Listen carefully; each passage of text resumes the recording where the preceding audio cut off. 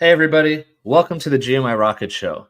Today is episode number 119, and I'm super excited for today's episode. It is another episode of our M&A series, Mergers and Acquisitions, where we don't just talk to founders and leaders at immigration tech companies, but we specifically talk about a merger or acquisition that happened in the immigration sector, which is always really exciting and not talked about enough. So that's why I'm really excited for these episodes. I'm your host, Roman Zelichenko, former immigration attorney turned entrepreneur. So I am the co-founder of Laborless, an immigration tech company that automates H-1B visa compliance, and also the founder of GMI Rocket, which is a digital marketing agency for the immigration industry, and of course, which brings you this show. So the company that we have today on the show is a company called PassRight. And we're going to be talking to two amazing people. So the first person is Joanna Bobel, who is one of the co-founders, was there from the very beginning, which is super exciting. So we're going to hear Joanna's story, all about how the company was founded and how it grew and how it evolved over the years. And our second guest today is Jacob Sapochnick, who is a well-known immigration lawyer and also somebody who is a tech investor and has been, kind of growing his firm in part through acquisitions of really interesting immigration tech companies, one of which is PassRight. So Jacob is currently the CEO of PassRight, and we're going to talk to Jacob about what it was like to go through this process of, connecting with PassRight and considering them and what ultimately led to the acquisition of the company.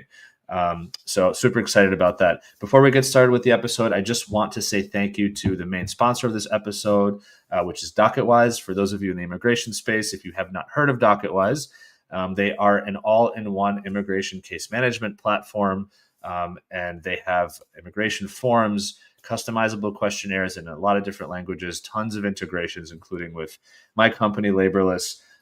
Really great customer service. They have a lot of content that they put out for the industry. They have a podcast, blogs, ebooks. They do webinars. I mean, you name it. They support this show. So I really appreciate what they do for the industry. So if you are at an immigration law firm or a company and you're looking for in-house immigration case management, check out DocketWise at docketwise.com or click on the link in the show notes to reach out to them and learn more about them. Cool. Really long intro, but that being said, thank you so much, Jacob and Joanna. I'm so excited to have you guys here and have this episode. So we'll start, just to kind of preface this. First of all, if anyone who's watching live, please, leave us questions. This is, again, really exciting topic when we're talking about M&A. So if you have questions or comments, please drop them and we will address them live. Jacob, we've had you on the show before, so I'm going to start with Joanna. We're going to go to the very beginning. Ladies first. We're going to go to the beginning, and Joanna, we're going to share your story and learn about what it was like building PassRight. Well, coming up with the idea, building PassRight, growing it, and then we'll eventually transition to that kind of conversation about the acquisition. So Joanna, you're currently in Warsaw. You're based in Poland. And you grew up in Poland, right? Yes. Can you tell me a little bit about that? Because we have people who are co-founders of coming from all different scenarios.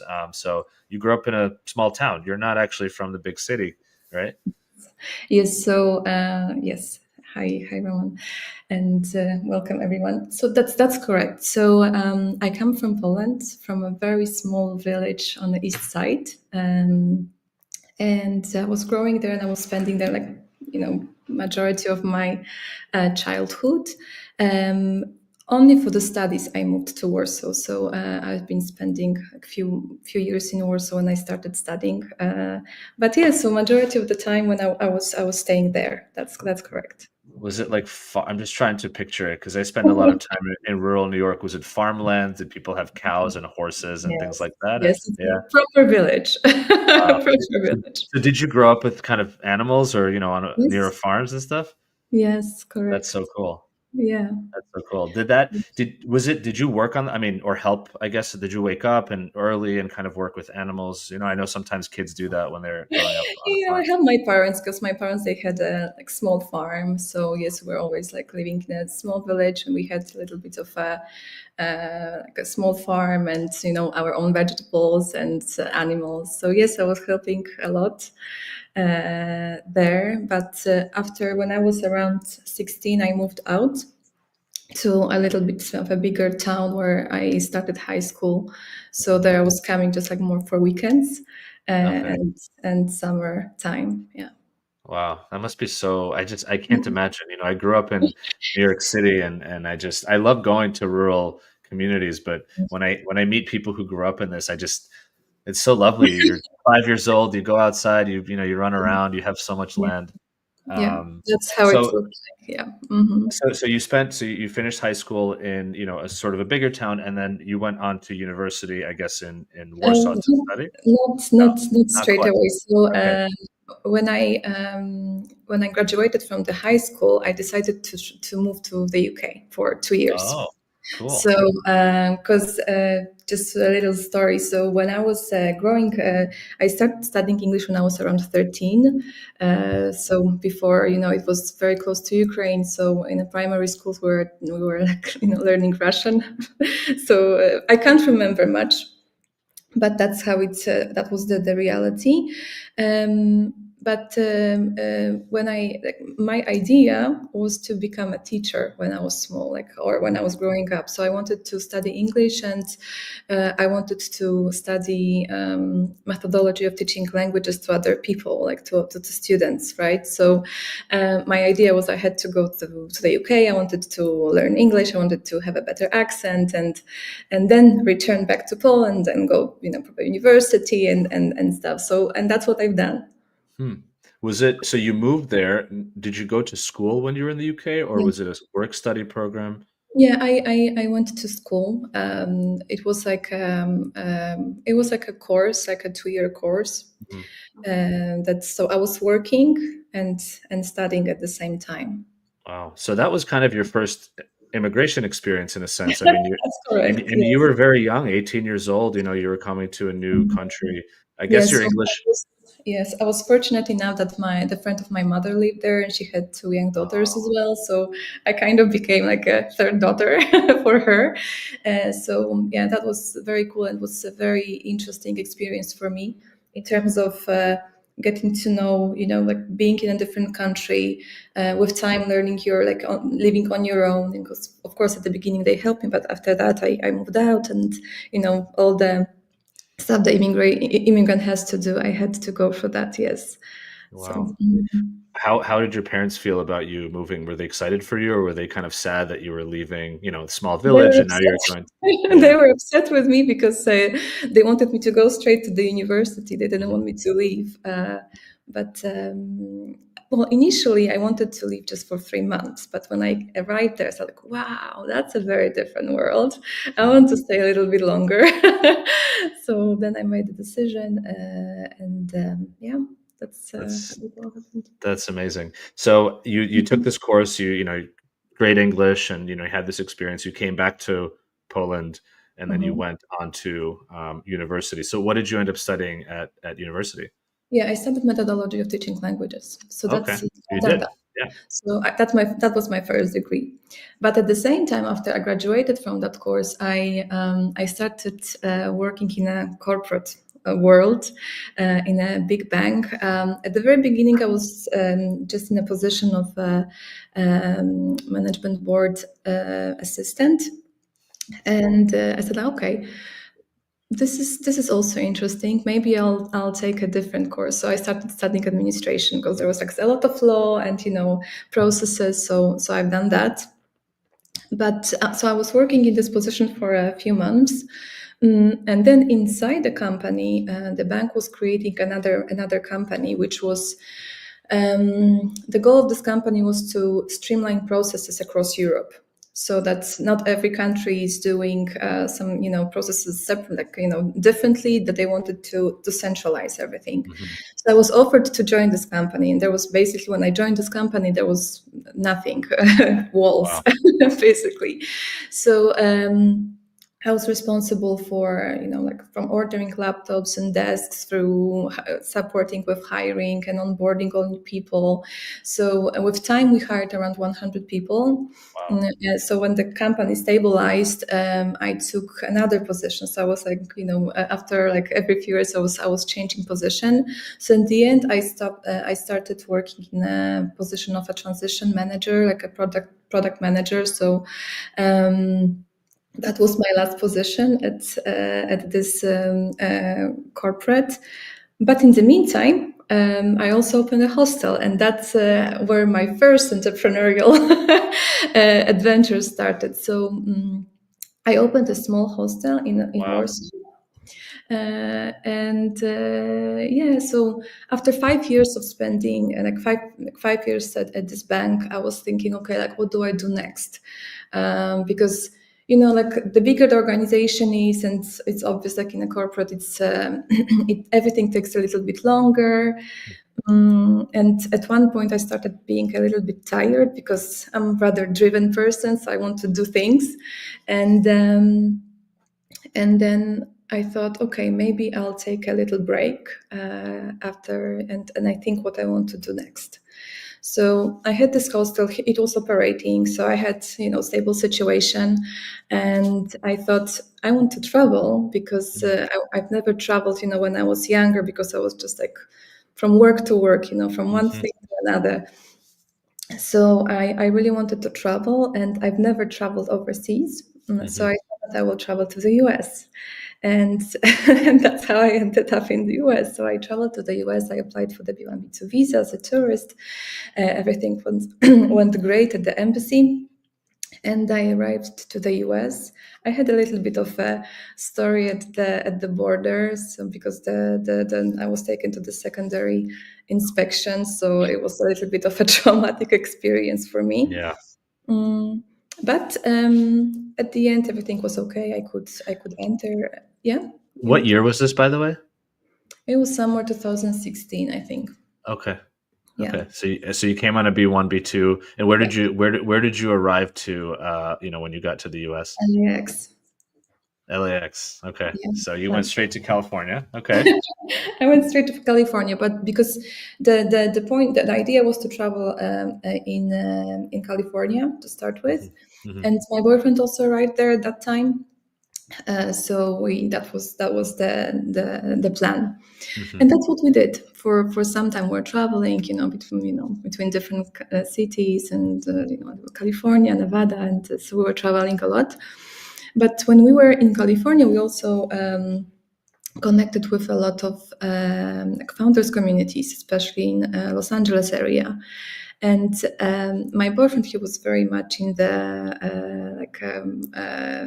entrepreneurial background, and he started to become like very excited about staying in the US, like thinking what are the potential options, because there was so much potential for me initially. Honestly, guys, I never like thought about relocating to the US. I wanted just to go for like a short trip, and that's it. Hmm. But like you never know. Like I was not thinking about joining corporate job, then it happened. I was supposed to be a teacher, then it's life takes you to different places. So then we started talking to different attorneys, and like figuring out if there are any potential options for us to stay or not, because we wanted to figure out what to do next. And we discussed all the E2, L1, O1, but we're also told about the EB1A potential, and that's what we decided to do. We did EB1A, and it was also a process. We got to RFEs on the way, so I really feel like I really know how it feels when you get the RFE and you don't know like what's gonna happen next. Hmm. But eventually everything worked out well. Hmm.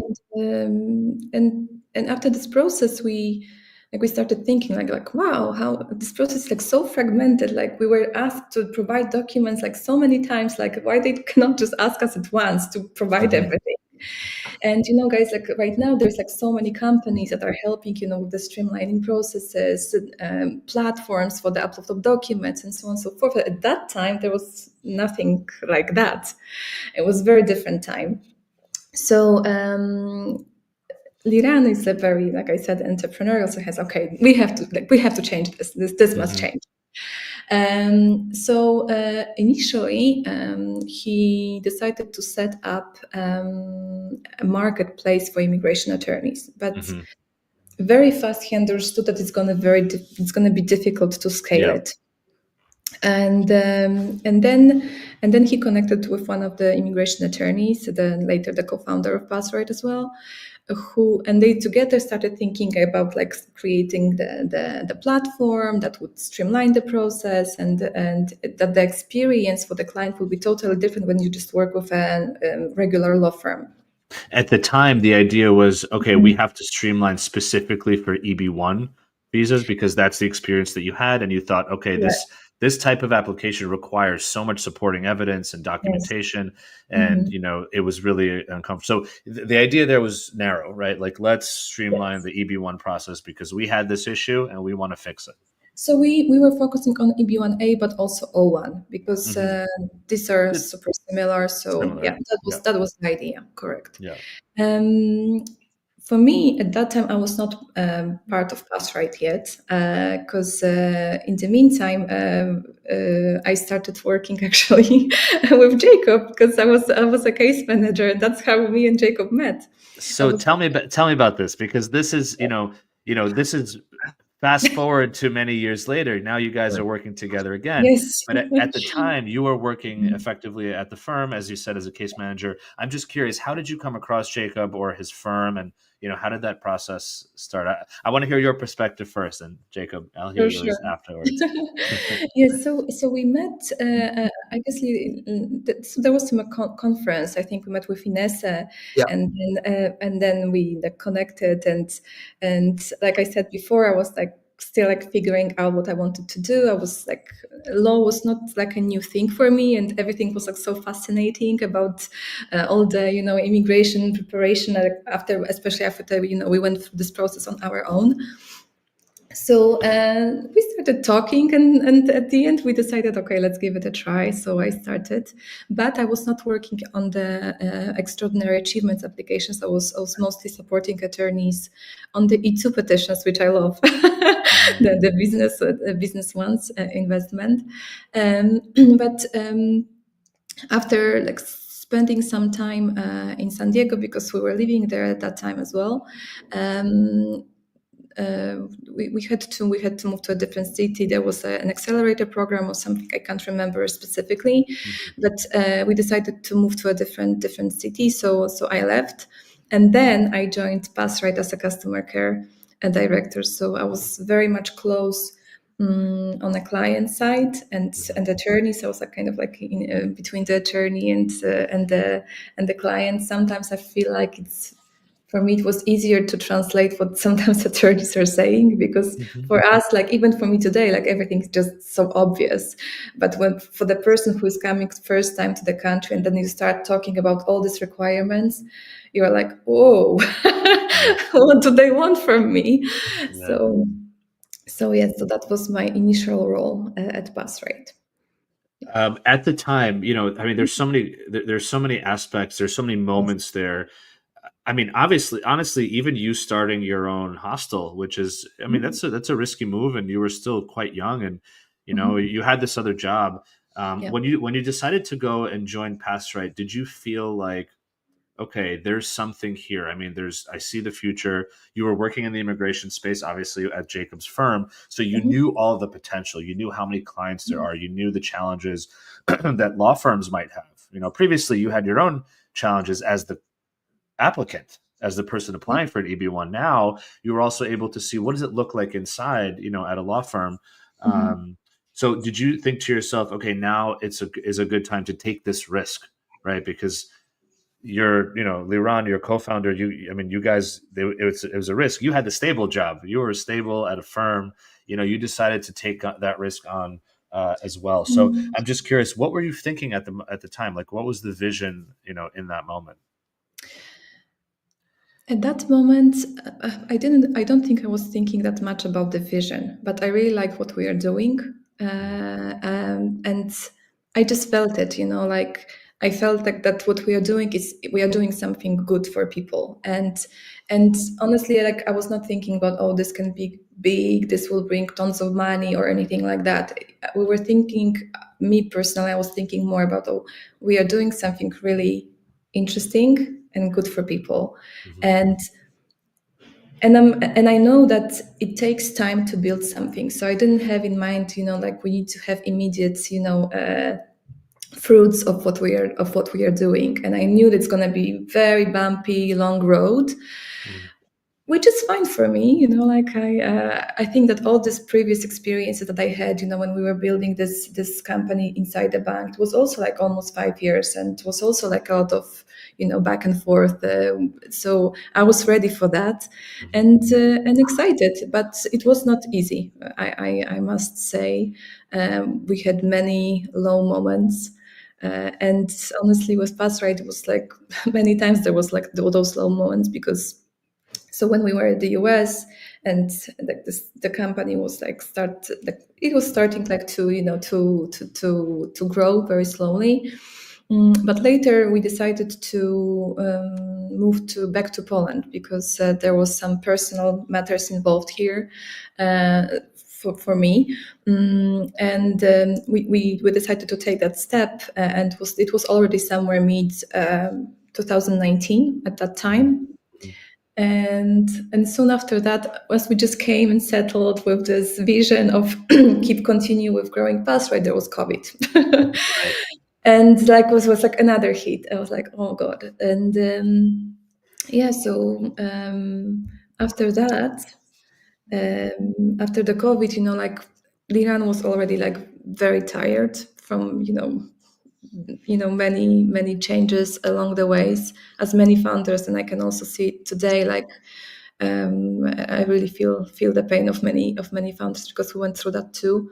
At the end, when the COVID hit, we were already all a little bit burnt out. This attorney, co-founder, Liran, myself. And it was a little like we had to go, let go of a lot of people in the team. We just decided to keep the core team. The borders were closed. We're not sure like what to do next. Mm-hmm. And Liran at the time, he said that, okay, like it's a big sign for me, like enough, I have to stop somewhere. And this was the time when he decided to go his own way and start the new project. Mm-hmm.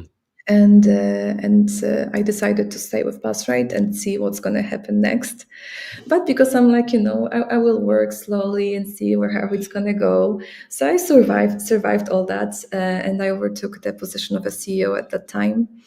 And throughout COVID, and it's like almost like 2 years were very tough. It was like barely nothing was like happening.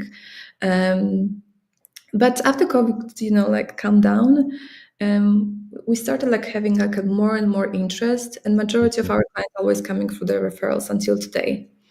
So I saw, wow, there is interest. The people like working with us because of the customer care that we bring, because of the structured process, or the journeys, and the entire procedure that we offer, and very good approval rate as well. I'm sure it plays the role.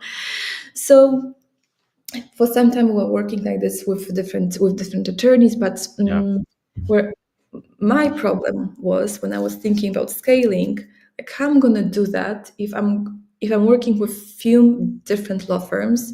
I just didn't feel it as a stable space for growing a big organization, Mm-hmm.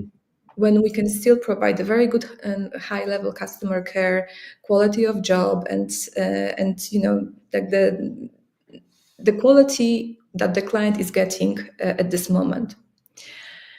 So I was like thinking, and I felt like another low moment. That's like I don't know what to do. and I came to Jacob because we were like Jacob's firm was actually one of the firms that was working with our clients, was serving our clients, and we started talking, and I shared with him like totally honestly like all my concerns and what I'm thinking. And because Jacob is so like business oriented, like you know what, like let's talk, let's talk. And then Let's we talk. started talking. We started talking, and he says, you know, maybe Joanna, maybe it's a time for like a bigger step that we can take it to the next level when we can make PassRight bigger, more stable for you, not to be like every few months burnt out and tired because you're so stressed. Because there is a lot of stress in this industry. All of you know that. So So that's how we ended so up here together. it all started with let's talk. Joanna, That this was was amazing. I'm gonna pause on you for a moment. Okay. And Jacob, excuse me. I want to turn to you because this is such a there's such a wonderful background and story of how the company was built, and sort of where it saw opportunity as a business, but then of course hit this maybe ceiling in terms of, okay, how do we scale in a way that's going to keep consistent level of quality and customer Mhm. care, et cetera. I want to backtrack a little bit, right? So you met Joanna. I guess Joanna worked at your firm for some period of time as a case manager. What do you remember about those days? I mean, did you know that there was also something that they were working on the side on, or was it just like, okay, Joanna's just a great good. employee at the firm and that's it? Well, I think that at the time when Joanna came to work with us, obviously, I knew Liran and the plans that they had, and they were also sharing with us what they were doing. So yeah, of course. But I think for me, Joanna was not just a case manager. I mean, she obviously had to this day, a very good human connection with people, very bright analysis of things, and you can tell right away if somebody is not just a regular person that works there. Joanna was more than just a caseworker, because obviously, if you remember, Joanna, we worked on improving our processes, and you were, Yeah, yeah. discussing that. So and for me, as you know, Roman, I always look at the people that work with us, try to find the best talent, and everybody who works in our firm and in PassRight, we always try to find amazing people who don't necessarily have to be professionals in immigration. They have to be professionals at what they do. They have to have good empathy to our clients and have a vision of that can be aligned to our vision, right? I think that's really the key, because sometimes you work with somebody and they don't really know what you want, but then once you explain it to them and they align with you and we grow together, kind of like what we do right now with PassRight, that's the only way you can grow a business, right? And so yeah, so back then, Joanna was very um, involved in many things at the firm that we were doing. And when they decided to go and move, I think the first step was San Francisco to be able to Mhm. grow what we were building the marketplace. We're obviously we were supportive, and we stayed connected over the years anyway. But I Yeah. did feel that Liran and Joanna and their team, they had something that is what I like when we work with startups today, is that you have this desire to build something new, and they don't care what people say, right? You know what I mean? Like it's like this youth foundation of we're going to create something from nothing. You know what I mean? And I really like that about Liran and obviously the team that he built, and so it was interesting to see how they were doing what they were doing, right? While they were moved to San Francisco, and then they were doing all these different things, and eventually left the U.S. But I feel like for us it was always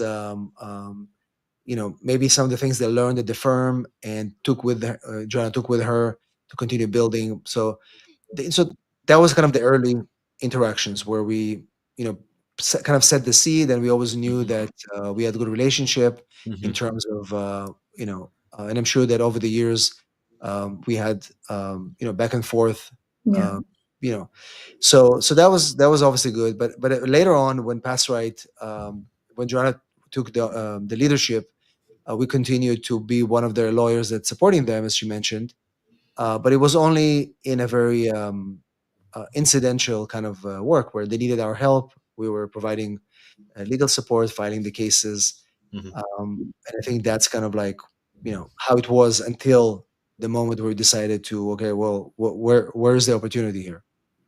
So I know, and by the way, I didn't get into your background here. I do, recommend for folks who are listening or watching to go back and listen to our prior two episodes Right. to learn more about you. I mean, just as a, just in 30 seconds, I mean, you run an immigration law firm in San Diego. You are, I think you basically, I can say, kind of got your start through social media. I mean, you were one of the first people with a blog and a website, and as an immigration lawyer, you're one of the first people to use Facebook, to use YouTube. I mean, and so since then you've built an incredible reputation. So for anybody who doesn't follow you and you're watching and listening, at San Diego Immigration Lawyer, I think across almost all platforms is that's where you are.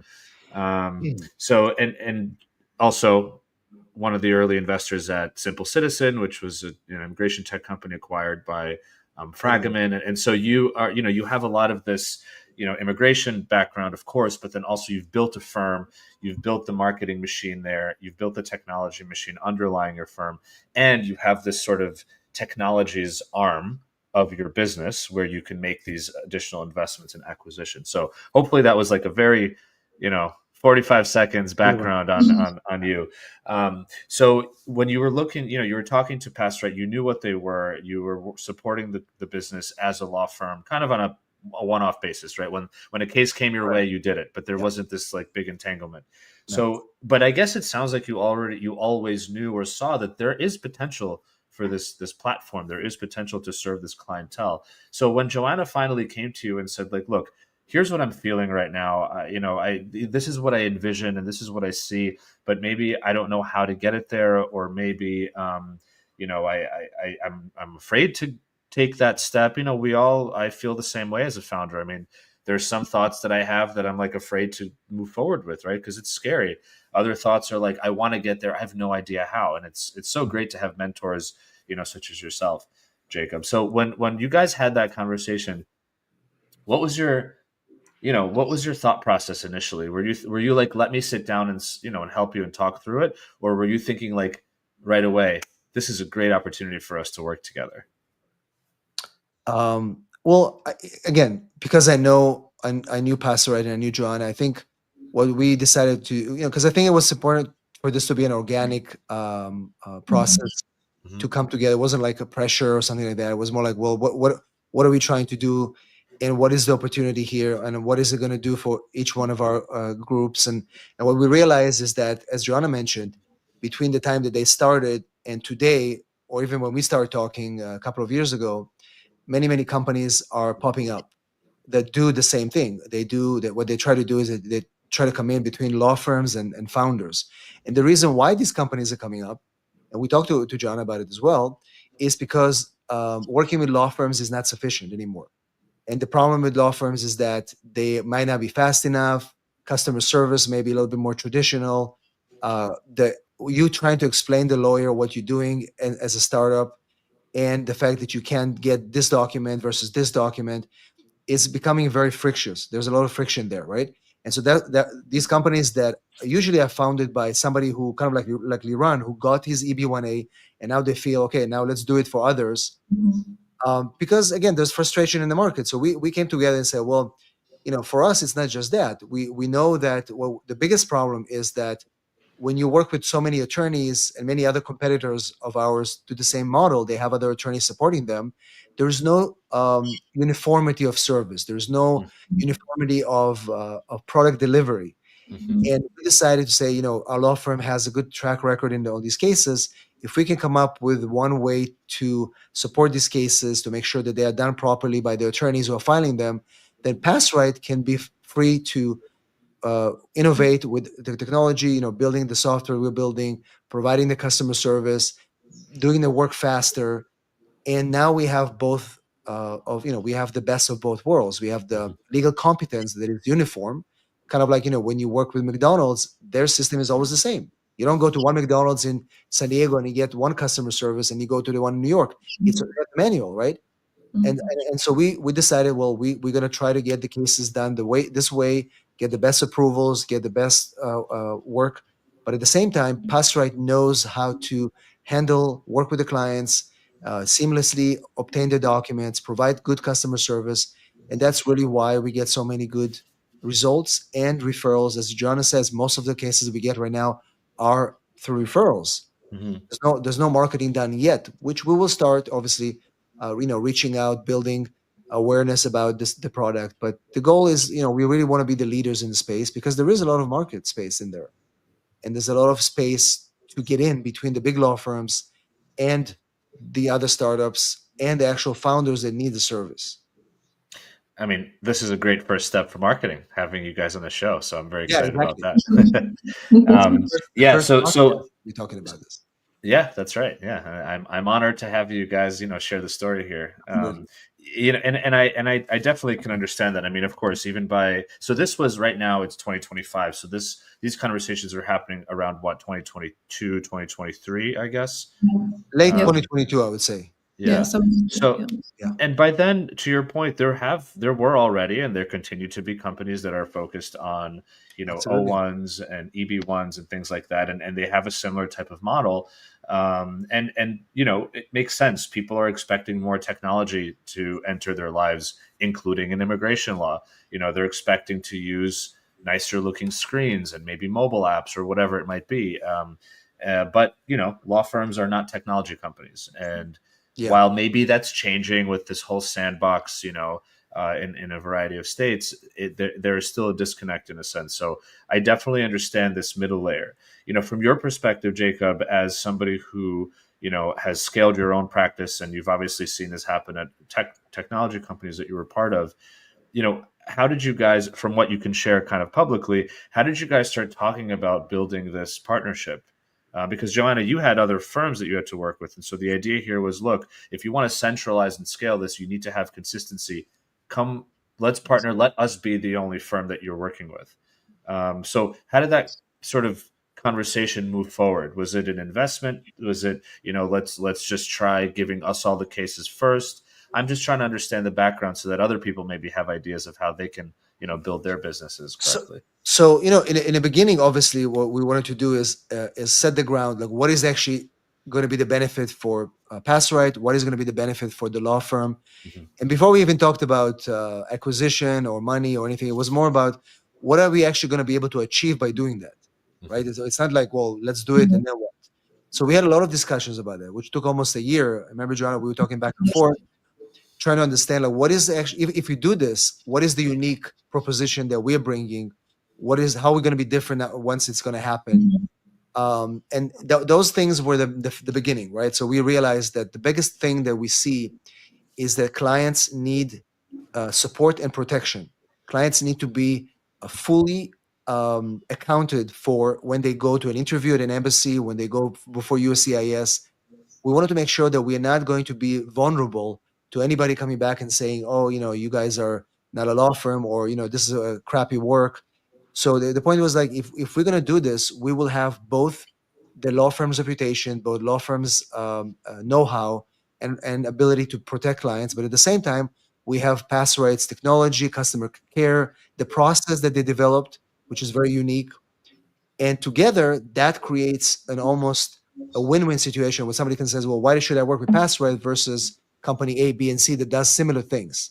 And now Hmm. we can say, well, nobody else can provide that kind of level of service, that kind of level of protection, that kind of level of accountability, because this is one law firm that built the foundation and the structure for the legal process of these Hmm. cases, right? It's not like, oh, this attorney told me, but he's no longer working with us, so I'm sorry. No, that doesn't happen like that. If you Yeah. go to the embassy and you get denied, you're not going to be left alone. We will Hmm. fight for you until the end. You know what I mean? So Hmm. that kind of approach now, going to founders, especially in the Trump era, say, listen, we have a unique combination here where we have fast processing, technology combination. We can talk to these people every day versus where we're stuck in Europe, where the attorneys are home sleeping. Somebody can still talk to you. You know what I Hmm. mean? And so we realized, listen, this is an opportunity for us to put a mark in this marketplace by showing that there's no, nobody can say, oh, you guys are, there's no quality of work here because, this is controlled by a firm. But at the same time, it's not really a firm because the lawyers are the one doing the final work. But we have Right. full process here that Yeah. is completely automated, customized, and that's really where Joanna's team and our team, like I said, it took us almost a year to come up with a formula before we said, well, this is the right thing to do.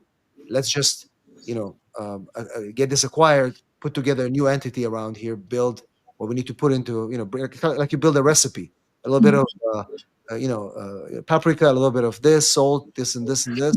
That becomes the perfect recipe, which is secret recipe. We're not sharing how we're doing it, right? Because that's our unique advantage. And now let the results speak for themselves, which is happening every day, right? We have all these clients that are coming in from big incubators, and they all come back and say one thing: it was amazing working with these guys, Yeah. right? Because they not only care, but they understand us, right? And I think, Joanna, that's what we realized. Because Joanna is a founder herself, as she said. She was working with a very, very successful founder. Liran was a serial entrepreneur.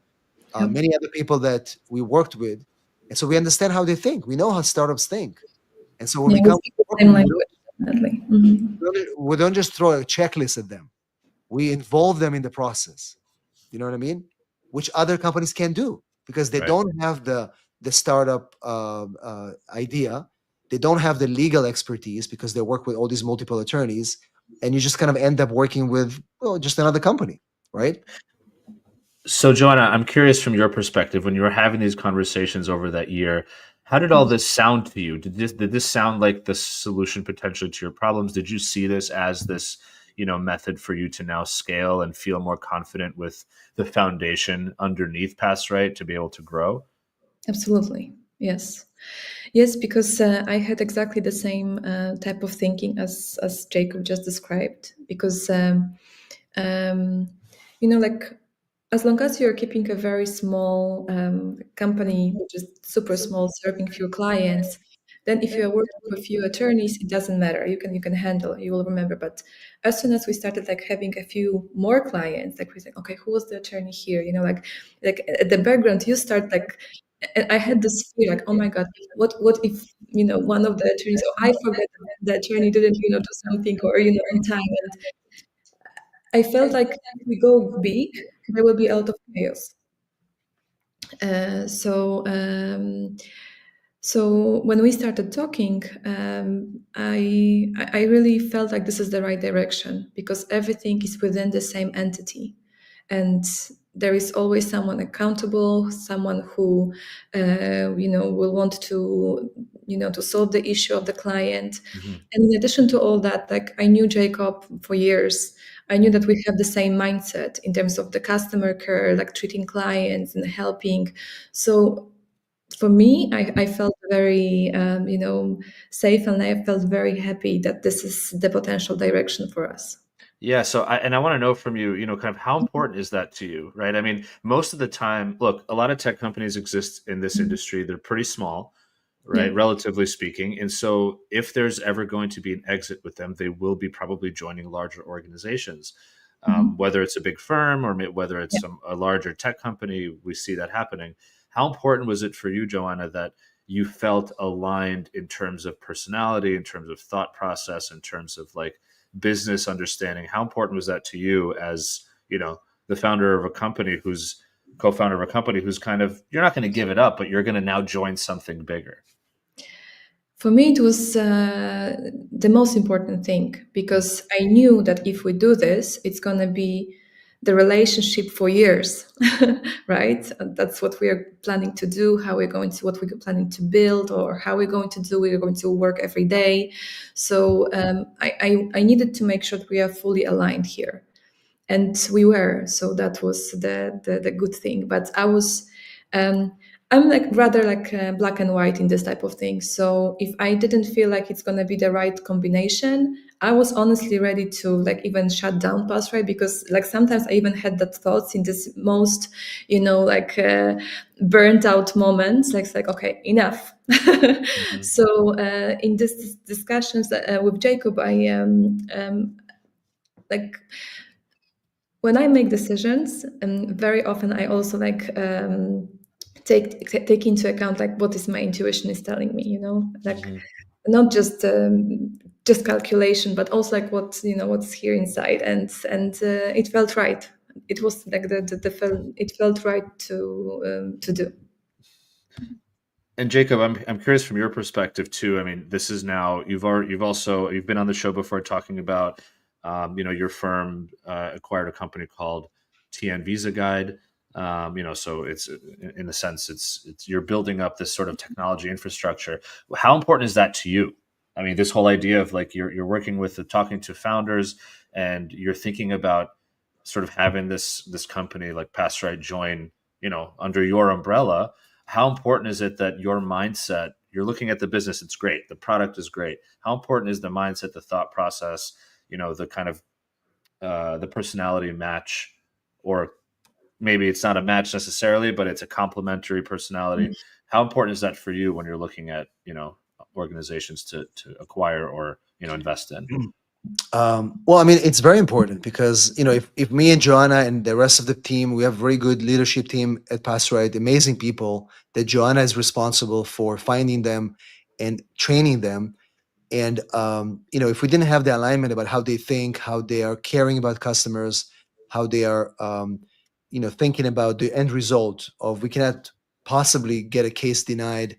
What can we do to make sure we building a system that we know that our case is actually predictable, so we can predict results and almost to the point of science, which is what we do in PassRight. So that mentality of being very careful and very caring for clients is what Joanna instilled in all her people, the small team that they had when we started working with them, to the team that we have right now, which is almost double in size, right, Joanna?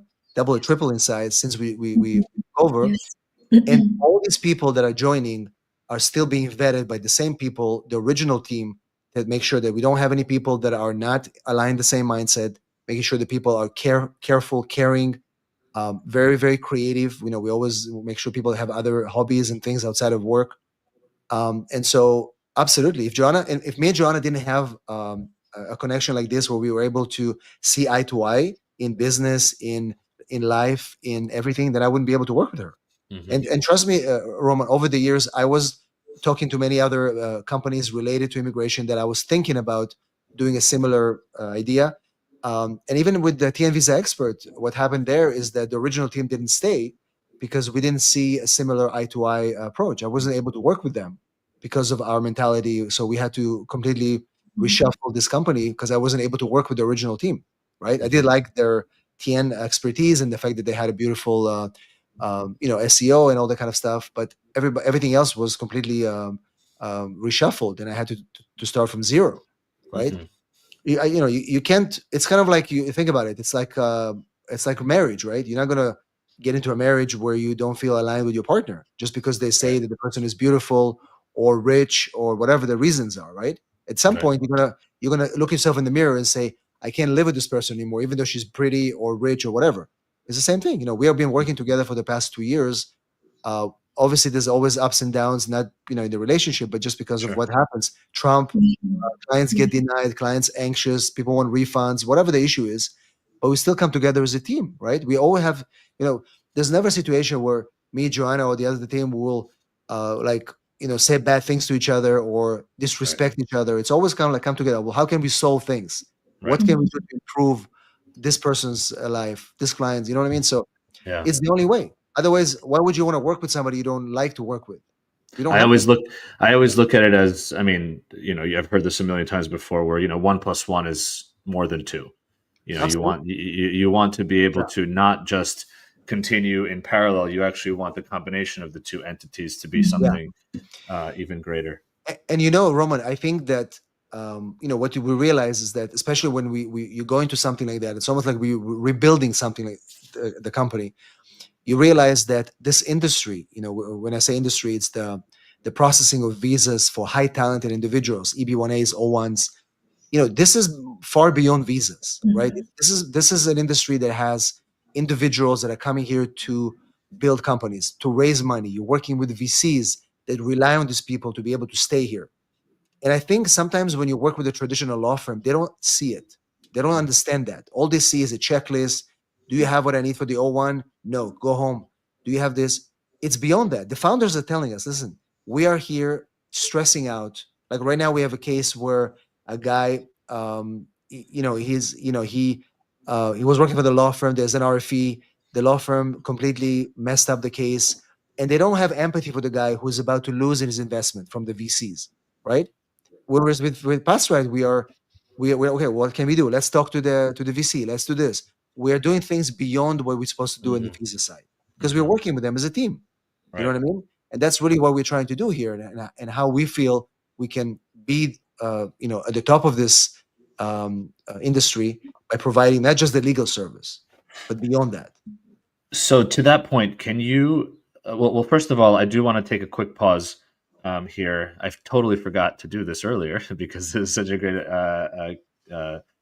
conversation. I wanted to say before because I want to get to the question about how does PassRight work today? Because we understand now the story, the thinking behind it. I would love for listeners and people watching to understand. Okay, how does this work? Who do I promote this to? Who do I share this with? Before we get there, I do want to say a quick thank you. And you mentioned this that you really loved working on E2 visas, Joanna, investor visas. So the second sponsor for the show, who's always supporting the show, is Journey, Joorney. So Journey is a leading provider of immigration business plans, for lawyers and companies that are applying for E2 visas mostly, but also EB-2 NIW, EB-5s, and so much more. So, Journey is super specialized in creating business plans for purposes of immigration cases. I mean, they've done thousands and thousands and thousands over the years. They have so much experience. So for anybody who's listening, if you handle EB-2s, national interest waivers, EB-5s, L-1s for opening up a new office, anywhere where you may need a business plan for purposes of the visa in the US, or if you're doing this work in Canada, Australia, New Zealand, Singapore, Japan, they do have support all over the world. Check them out. So the website is joorney.com, Joorney. Obviously, if you use the link in my bio, they can see that, and that's great. That helps everybody. I've known them for a number of years. They're a really good team. So just wanted to say thank you to Journey for supporting the show. I wanted to do that quick because I totally forgot. This was such a great conversation. I want to ask the both of you guys, kind of as we're getting to the end of the conversation. Okay, I understand now what the company was trying to do, and now what you're able to do with as part of your firm, Jacob. What does this look like if I'm a founder, right? And I need a visa. I'm looking for an O1 or I'm looking for an EB1 or whatever. What do I expect with PassRight? Why is it the company that I should use? And I don't know, whoever wants to take John, that. maybe you if you want to share your take on this, and then I'll add my perspective. So I think that what you can expect. So if you show up on our website, the first thing that will happen, we are always doing like a free analysis of your profile, so that we can really make sure that that you have the right qualifications for this petition, right? So this is checked by our attorneys as well. So it's always like there is like a high quality there behind. And then, of course, you will connect on a call to discuss the process, how everything works. So basically, the process is divided into stages. And after this analysis are done and we know that we have a green light from the attorney to proceed, then there is the documentation collection process. And from the very beginning, you're getting a strategy which is designed for you after the onboarding. So when you come, you upload all your documents with the software, and then we review everything within 2-3 days, and we are meeting for a meeting with the attorney, and we are discussing the strategy. So from the very beginning, you understand what is the story and what type of documents you already have and what is still missing that you need to provide. And once you have that, after honestly first meeting, you already have a very good understanding of where you are. And after that, there is this little bit of a back and forth in the document collection, because sometimes there are things that are pending, and then there is the drafting section, right? So all the supporting documentation that is part of the process, like letters, forms, brief, final PDF, and then like reviews, attorney review, client review, like then the final green light for the case submission. So that's more or less how the fast track, how the entire process will look like.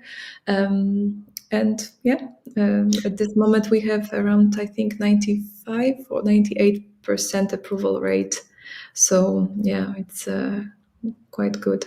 And so the client, the applicant is interacting with the software, but then, the idea is that there is, so there's a lawyer reviewing from the PassRight side that they're going through, maybe what's uploaded, et cetera. But then there's also effectively attorney support from the law firm. Yes. So there is also the interactions with the attorney and case manager, so that you can always talk to a real person. So it's not just a software. There is there are status update calls, so that the process is moving forward. So there is an entire process in place, so that the procedure goes fast and on time. So the idea is that people that need the attorney representation, the cases are filed by the law firm, right? But we are working on different tiers right now. We are developing tiers where if somebody just wants a preparation without lawyer representation, then we can prepare everything. The internal lawyers in PassRight can still review it, but they don't have to have the name of the firm on the case. So we're working on different options for clients who are maybe cannot afford the full service, But the bottom line is that, as I said before, because everything is predictable and we know what cases are winnable, what cases work, we have a very unique structure that we follow for all our cases, how we assemble them, how we draft the briefs, and it will work across the board for EB-1As, O1s, NIWs, which is why the success rate is so high as well. You know what I mean? So essentially, if you're a startup founder, you asked the question, who's it for? If you're a startup founder, if you're a small company that needs help with O1 processing, EB-1As for your people, if you're here in the US and you're thinking about doing self-petition, then PassRight is right for you for many, many reasons. Processing speed, the experience of working with the team, obviously approval rates, and making this an experience that makes you want to engage in the legal process versus so many people are complaining about, listen, I had a horrible experience going through. How many times you hear this? I had a horrible experience going through my immigration. So many people, you want to change that. Want people to say, I had the most beautiful experience going through immigration. Even under Trump, yes, even under Trump, because of PassRight. And that's really our goal, to make it so seamless that people want to refer people, which they do, and keep coming back to work with us. And eventually, like I said, because think about it, Roman, the future of law is going to be this. It's going to be a hybrid where attorneys are working with technology, where, this is just the future. It's not, we can't escape that. Nobody's going to be wanting to work with a traditional law firm 10 years from now. With AI coming in, with all the tools, it's just not going to happen. So that's why I thought about it already 5-7 years ago when I started doing this collaborations with Simple Citizen and many other companies like that we invested in and we worked with, because we know that it's the only way. You don't want to be labeled, go work with this law firm, and you have to listen for the attorney once in the whole cycle. Never be able to reach anyone paralegal that maybe will respond to you. No. Why? We are now able to reach so much technology. Why not have the experience of, especially now with this administration, what are clients complaining about? I am very worried and I'm stressed. I am anxious about this process. Shall I come to America or not? And we say, yes, you should come to America now because it is an opportunity. Kind of like when the market is down, should you buy a house? Yes, of course, because everything is down. Now is the time to get visas. Now is the time to apply because everything is uncertain and you want to work with somebody that makes it so easy that you say, oh my God, I should have done this years ago. You know what I mean? That's what we're doing right now. And we're going to continue to grow. I love that. And I think if anything, if there's a lot of uncertainty in some areas, we don't know what the Trump administration is going to do, but I would suspect that the high talent, the O1s, the EB-1s will continue to be pretty strong, because it would be really difficult. I don't care what your political opinions are and leanings are. It would be very difficult for a country to turn away the, by definition, the absolute most skilled and he's not going to do people that in the world. Yeah, he's not going to touch the highest skilled people. So, as we wrap up here, I guess, what are you guys looking forward to? I mean, continue to grow. You're rolling this out. Are you, is it more scale? You're going to do marketing, so are you going to try to bring in more, more founders? Is it collaborations with venture capital firms? Is it, like what can people get excited about? I mean, I'll tell you my take, and I'm sure Joanna has hers as well. But I think for us, it's definitely working with more founders. We want to be part of the next, Google, the next OpenAI, the new technology that comes in. We want to be part of their growth and kind of being able to be their immigration guide. That's one thing. Obviously, working with incubators, VC firms, so be involved. Like I say, our next vision is to, we're thinking about creating an incubator where we're bringing startups to the US, helping them with everything, like how to launch, mindset wise, obviously immigration, and connecting them with VCs. So we're talking about this idea maybe later this year, a small cohort, doing different innovation in our industry that haven't been done yet. But overall is two things: continue to grow our company in the sense that healthy growth, where we have the best people that want to work with us and the best clients in the world that want to be part of our journey. That's really what we want. Because if we have that, then our people will be happy, we'll be happy. There's no anxiety.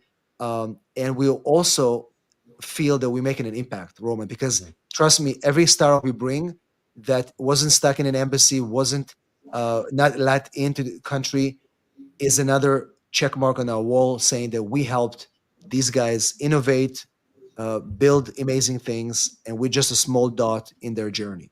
And bring jobs, obvious, to America as For well. sure. Right. Yeah. Yeah, Joanna, any thoughts that are different? I think we are very, very much aligned with Jacob. So we are hoping for the growth, definitely collaboration with different organizations, VCs, accelerators, companies. But as Jacob mentioned, and I think for me personally, it's very important that we are doing this in a stable way, so that we can really maintain the quality and the customer care, because that's always very close to my heart. Yeah, and that's for something like an O1 or an EB-1. Yeah. There's such involved cases that the customer Yes. service along the way is many Yes. touch points, many documents, many Mhm. questions. Yes. All right, my last question, and then I'll let you guys go. This has been such a wonderful conversation. Ultimately, for me, the goal of this show was it sort of started because I was growing my business and I knew that there were so many companies in the immigration industry. They're not massive, they're not multi-billion-dollar companies because the market is not there, but they've done really incredible things and there's so much to learn from there. So part of the purpose of the show was for me 7 years ago, who was just getting started with Laborless, or 8 years ago, 9 years ago, to watch this and learn from people in our industry. So I guess from both of your perspectives, what's a piece of advice that you would give somebody if who's saying, "Look, I want to grow a business in this industry. Eventually, I would like for it to have some sort of an exit or whatever it might be." What are the values that you think they should be thinking about?